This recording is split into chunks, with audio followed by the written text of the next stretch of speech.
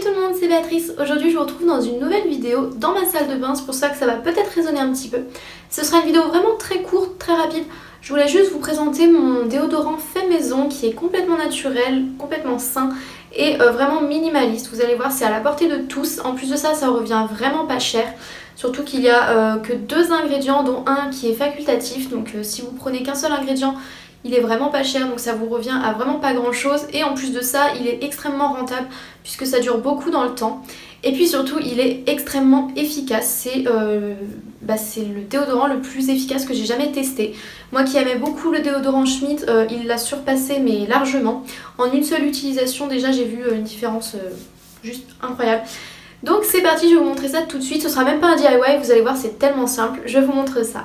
Alors l'ingrédient principal, voire même le seul ingrédient si vous le décidez, c'est le bicarbonate de soude.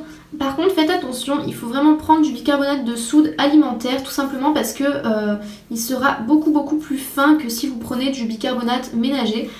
Et on a besoin de quelque chose de très fin déjà pour éviter qu'il y ait des traces sur les vêtements ou qu'on en mette un peu trop de partout.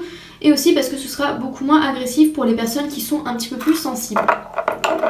Ensuite, le deuxième ingrédient qui est complètement facultatif, c'est des huiles essentielles. Moi j'ai choisi du citron parce que j'adore cette odeur.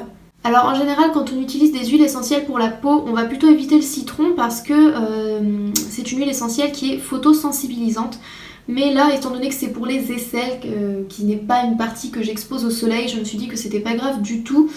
Voilà, comme je vous l'ai dit, je l'expose pas au soleil. En général, j'ai des vêtements qui les couvrent, etc. Et même quand j'ai pas des vêtements, je me mets pas les bras en l'air constamment. Donc je me suis dit que ce n'était pas gênant. Si vous ajoutez de l'huile essentielle, quelques gouttes suffisent. Moi j'ai dû en mettre, je sais pas, à peu près 7 et encore j'ai un petit peu débordé entre guillemets. Donc voilà, il n'y a pas besoin d'en mettre vraiment beaucoup. J'ai utilisé un petit pot comme ça, en fait c'était tout simplement un petit bocal en verre que ma mère avait gardé pour faire une purée de carottes pour Lilia. Donc je l'ai nettoyé bien correctement et j'ai mis le bicarbonate de soude dedans, mais quelques gouttes d'huile essentielle de citron.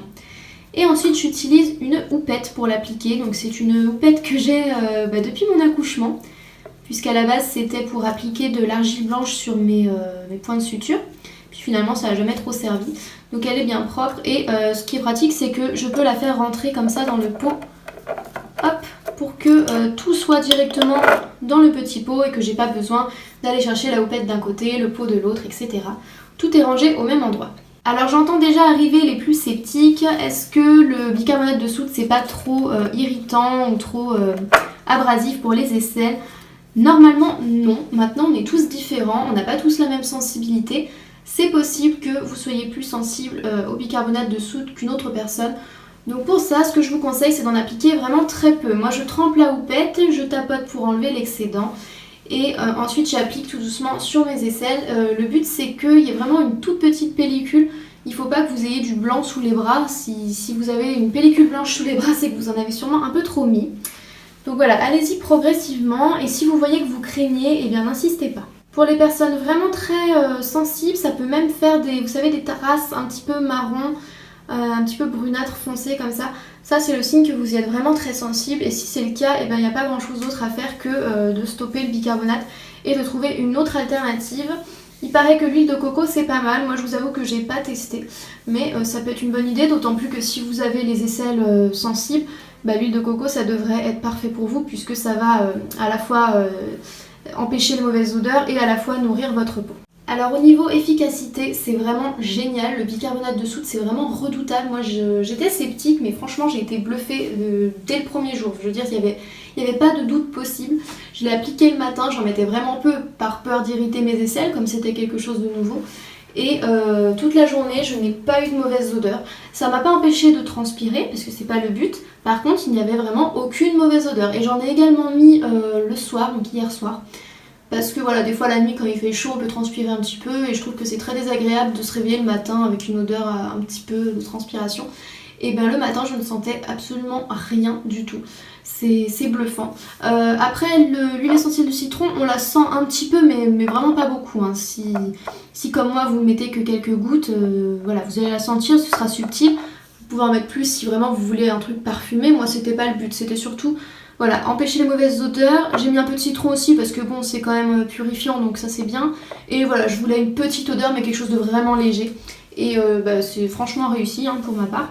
Donc voilà, n'hésitez pas à tester et à me dire ce que vous en avez pensé. J'espère vraiment que ça pourra vous plaire parce que pour le coup, c'est une super astuce dans le sens où c'est très minimaliste. Ça crée pas vraiment de déchets, bon à part si vous achetez votre...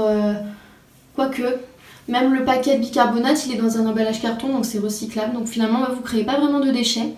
Et puis ouais, c'est redoutable, c'est extrêmement rentable parce que c'est pas cher du tout le bicarbonate de soude. Et ce petit pot là, très franchement, je pense qu'il va me durer mais super longtemps quoi. Donc ouais, j'espère que vous allez tester ça grâce à moi et si c'est le cas, n'hésitez pas à me donner votre retour. Voilà, donc c'est tout pour cette vidéo, j'espère vraiment que ça vous aura plu et que ça aura pu vous être utile. N'hésitez pas à me dire en commentaire si vous connaissiez ou non, si vous avez déjà essayé ou non. Et si jamais vous essayez suite à ma vidéo, et comme je vous l'ai dit, n'hésitez pas à me donner vos retours.